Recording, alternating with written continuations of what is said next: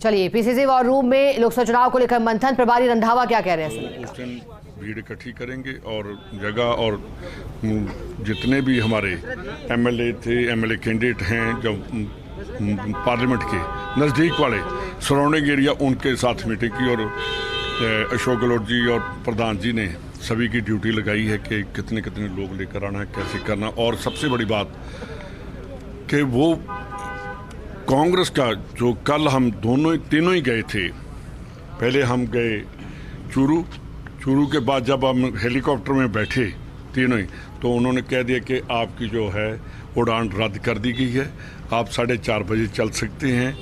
ये ऐसे हथकंडे अपनाकर बीजेपी अपना कमजोरी दिखा रही है।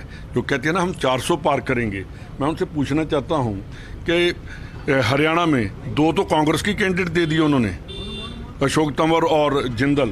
पंजाब में भी ऐसे ही कर रहे हैं कि जो कांग्रेस से आकर, राजस्थान में ये मालवीय कहाँ का है। अगर इनके दिमाग में कि हम 400 पार करेंगे तो फिर किराए के क्यों ले रहे हैं कि जो बाहर से डिफेक्शन करवा के ये हिंदुस्तान की डेमोक्रेसी को खतरा है। और ऐसी डिफेक्शन करवानी पहले भी एक बार हुई थी, गहलोत साहब उस टाइम आपको याद होगा कि हरियाणा में कितनी बार आयाराम ग्याराम बन गया था। तो उसके बाद हरियाणा वालों ने फैसला कर लिया कि हम उस पार्टी को नहीं लाएंगे और उस पार्टी का खात्मा होता है। ऐसे ही हिंदुस्तान में बीजेपी जिस तरीके से लोगों को खरीद रही है और जो भी उनके पास, आप देखिए चौहान जो गए हैं हमारे महाराष्ट्र के, उनके ऊपर 35,000 करोड़ का आरोप लगाया था। तो बीजेपी ज्वाइन करने के बाद वो पाक साफ होगी।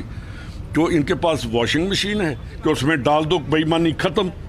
ये जितने जो जिसको हम इलेक्ट्रल बॉन्ड कहते हैं, ये क्या है? बेईमानी का एक तरीका था कि कैसे जिसके ऊपर ईडी का हुआ, सीबीआई का रेड हुआ, इनकम टैक्स का रेड हुआ, उन सभी से या इलेक्ट्रल बॉन्ड में उन्होंने पैसे दे दिए और उनके पेपर साफ।